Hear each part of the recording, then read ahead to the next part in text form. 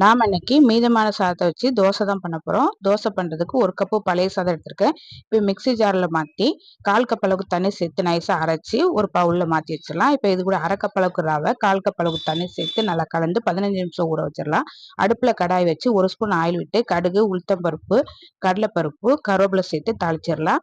இப்போ 15 நிமிஷம் ரவை நல்லா ஊறிடுச்சு. இப்போ இது கூட பொடியா கட் பண்ண வெங்காயம், பச்சை மிளகா, தக்காளி, துருவின கேரட்டு, கொஞ்சமா மல்லி இலை, தாளிச்சதையும் கொட்டிடலாம்.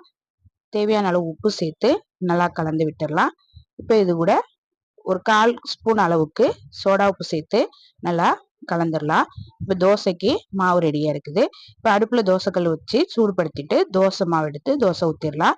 தோசை மேலே 1 ஸ்பூன் அளவுக்கு ஆயில் விட்டுடலாம். ஒரு சைடு வெந்ததுக்கு அப்புறமா திருப்பி போட்டு 2 சைடும் நல்லா வெந்ததுக்கு அப்புறமா எடுத்துடலாம்.